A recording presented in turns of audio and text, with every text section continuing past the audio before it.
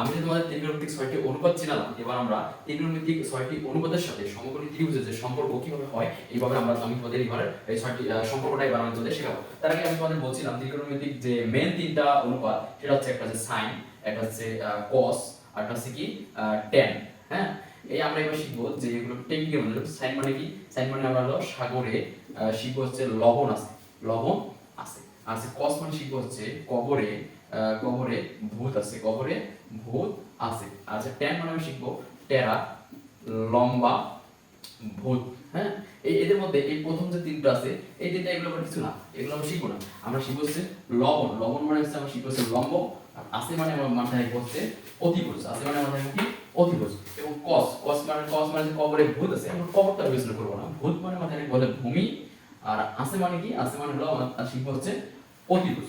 এবার tan, tan মানে টেরা লম্বা ভূত, টেরাটা আবার কি, টেরা লম্বা, লম্বা মানে আমরা শিখবো হচ্ছে লম্ব, আর ভূত মানে ভূমি। তাহলে আমরা লিখতে পারি, দেখো তো সাইন থিটা আমরা সমান লিখতে পারি লম্ব বাই অতিভুজ। কি শিখবো, লম্ব বাই অতিভুজ। আবার কস, কস মানে কি শিখবো ভূমি আর অতিভুজ, তার মানে শিখবো হচ্ছে ভূমি বাই অতিভুজ, ভূমি বাই অতিভুজ। আবার ট্যান মানে আমরা কি টেরাটা বাদ দিছি, লম্ব মানে লম্বা, লম্বা এগুলো কিছু না, লম্ব আর হলো ভূমি। আমরা কি দেবো, উপরে হচ্ছে লম্ব, নিচে দেবো হচ্ছে ভূমি।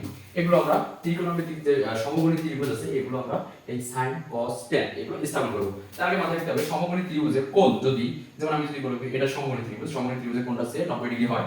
এবার যদি এ, এটা দিলাম বি, এটা দিলাম সি, এটা একটা কোণ। আবার এটা একটা সমকোণী ত্রিভুজ, এটা আঁকি, যেমন এটা এ, এটা বি, এটা সি। এই যে আমরা দিলাম লম্ব অতিভুজ, ভূমি অতিভুজ, লম্ব ভূমি, এগুলো আবার কি, এগুলো মাথায় রাখতে হবে। যদি আমার এই থিটা, এই যে থিটা কোণটা এটা একটা কোণ নির্দেশ করে, ডিগ্রি নির্দেশ করতেছে, 0 ডিগ্রি, 30 ডিগ্রি, 45 ডিগ্রি, ডিগ্রি নির্দেশ করতেছে। এবার যদি আমরা কোণ বিবেচনা করি, এই সি কোণটা যদি বিবেচনা করি, এটা থিটা হয়, আমরা মাথায় রাখবো কোণের বিপরীত বাহু হচ্ছে লম্ব, কোণের বিপরীত বাহু কি লম্ব। এটা যদি কোণ হয়, এই কোণ কি নিয়েছে, দুটো বাহু নিয়েছে, তাহলে কোণের বিপরীত বাহু কি এইটা, তাহলে এটা কি হবে লম্ব।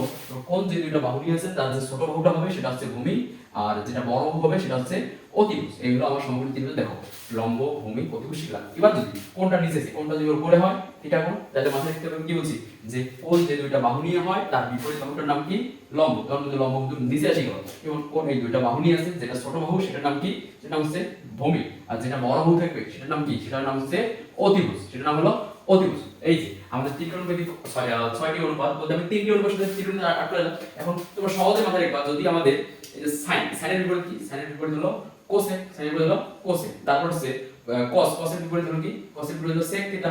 আবার ট্যানের বিপরীত কি, ট্যানের বিপরীত হলো কট থিটা। এখন আমি করছিলাম সাইন থিটা মানে কি লম্ব বাই অতিভুজ। আমি শিখাইছি আগের ভিডিওতে শিখাইছি যে সাইনের বিপরীত হলো কোসেক, তাহলে কি হবে, ওই অতিভুজটা উপরে যাবে, লম্বটা নিচে। তাহলে কোসেক মানে কি হবে, অতিভুজটা যাবে উপরে, লম্বটা আসবে নিচে। এবারে যে সেক, সেক মানে কস মানে কি ভূমি বাই অতিভুজ, তাহলে সেক কি হবে, অতিভুজটা উপরে যাবে আর ভূমিটা নিচে আসবে। তারপর কি আছে ট্যান, ট্যান মানে আমরা কি বলছি লম্ব বাই ভূমি, তাহলে কসটা কি হবে, ভূমিটা উপরে যাবে, লম্বটা নিচে আসবে। এই হলো তোমাদের আজকে ক্লাস।